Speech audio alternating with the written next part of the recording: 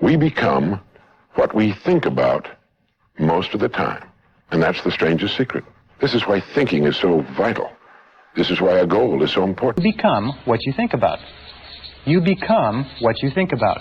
And since the only thing that you can control is your thinking, the one point that all the great teachers, all down through history, have all agreed on, they've been in complete unanimous agreement on it, we become what we think about. 3 men, 3 different decades, the same 6 words. The first voice was Earl Nightingale. In 1956, he pressed that sentence into a spoken word record called The Strangest Secret. It sold over 1 million copies. No spoken word recording had ever done that. The second was Brian Tracy, teaching it to a room of executives in his Phoenix seminar in the 1980s. The third was Bob Proctor, saying it on television in the same era. None of them were scientists. And here is the strange part. In the decades after they said it, neuroscience went looking, and piece by piece, it found the machinery. We become what we think about. It sounds like a poster. It is not. It is a mechanical claim about the organ behind your eyes. They were not saying that wishing rearranges the world. They were saying something more uncomfortable.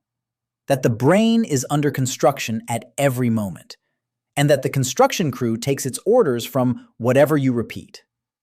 To see what they meant, you have to meet the part of you that does almost everything. Right now, your heart is being timed, your breath is being metered, your balance is being corrected 100 times a second. You are doing none of it. Something below awareness is.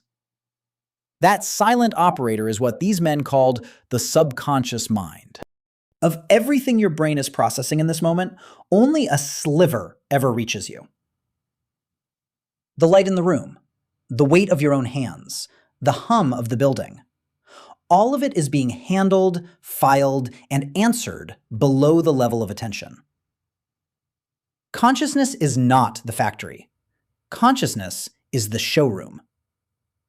The factory floor is downstairs, and it never closes. Think about the last time you drove somewhere familiar and remembered nothing of the drive. Turns were taken, mirrors were checked, a 2-ton machine was steered through traffic, and you were somewhere else entirely.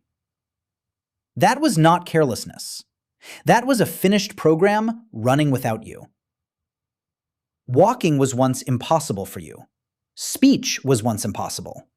Every skill you own was handed down, rehearsal by rehearsal, from effortful to automatic, from upstairs to downstairs. And the subconscious does not only run the body, it decides what you get to see. Deep in the brainstem sits a web of neurons that works like a doorman for attention, deciding what is important enough to wake the rest of the brain. You have felt it work. You decide you want a certain car, and suddenly that car is everywhere, on every street, in every car park. The cars were always there. The doorman changed the guest list. Now read the sentence again. We become what we think about. What you think about is literally instructing the filter that builds your world. One quick thing, if films like this help you, subscribe. 1 new film every week. Now, the discovery that changed everything. For most of the 20th century, science believed the adult brain was finished, fixed, carved. Whatever you were at 25, you were for life. In 1949, a Canadian psychologist named Donald Hebb published a book called The Organization of Behavior. In it, a proposal. When one cell repeatedly helps fire another, the connection between them physically strengthens. His rule is remembered in 6 words. Neurons that fire together, wire together. It took half a century to prove how right he was. In the year 2000, a neuroscientist named Eleanor Maguire scanned the brains of London taxi drivers. To earn a license, a London cabbie must memorize 25,000 streets. They call it the knowledge. It takes years. Maguire found that the rear part of their hippocampus, the brain's navigation center, was physically larger than in other people. And the longer a driver had been on the road, the larger it was. The study was published in the Proceedings of the National Academy of Sciences. You are looking at it. Thought, repeated for years, had visibly reshaped the organ. The evidence kept arriving. Stroke patients rerouting speech through undamaged tissue. Musicians with enlarged maps for their playing fingers. The brain, it turned out, is not hardware. It is a living material that reshapes all life long. Science gave the property a name, neuroplasticity. The men in those old films never used the word. They were describing it anyway. So how do you reach the builder? Not with intensity, with repetition. Every time a pathway fires, it gets slightly easier to fire again. Connections that are used grow stronger and faster. Connections that sit idle are quietly dismantled. The brain keeps a ledger, not of what you intend, of what you actually do and think most often. This is why one dramatic gesture changes nothing, and one small act, repeated, changes everything. The deeper mind does not listen to declarations. It counts repetitions. And here is the part they all understood. The counting never stops. There is no neutral setting. Every hour of your attention is a vote for the brain you will have next year. The worrier is not weak. The worrier is skilled. They have practiced catastrophe 10,000 times, and the wiring shows it. The machinery does not care what you feed it.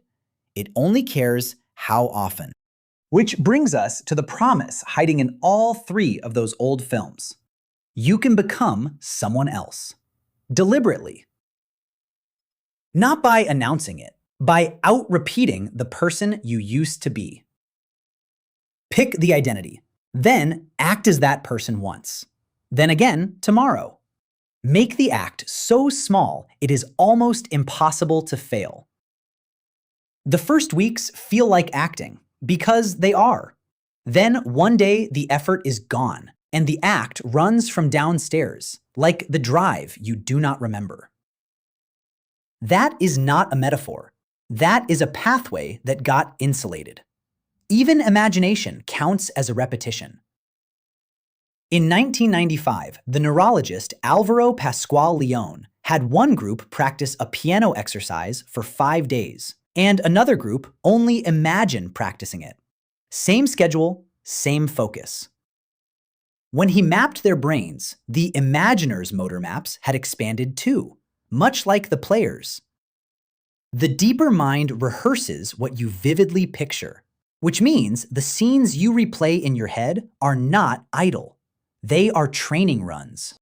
But understand what you now know.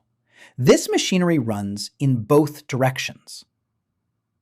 Rumination is rehearsal. Complaint is rehearsal.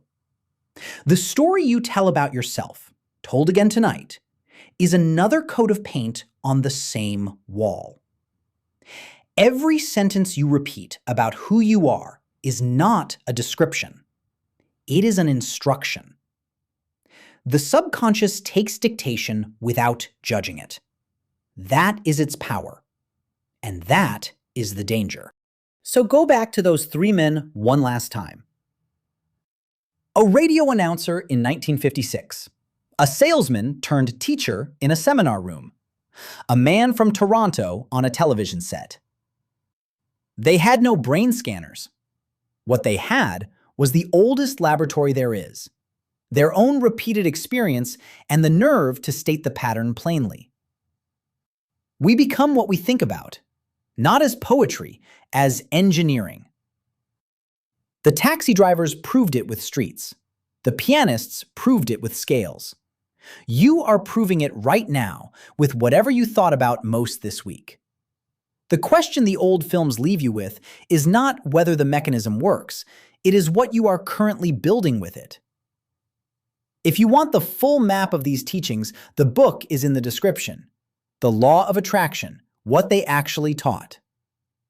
The films on Neville Goddard, on Carl Jung, and on the woman's science put on trial are here too. Choose the sentence you repeat. The builder is listening. It never stopped.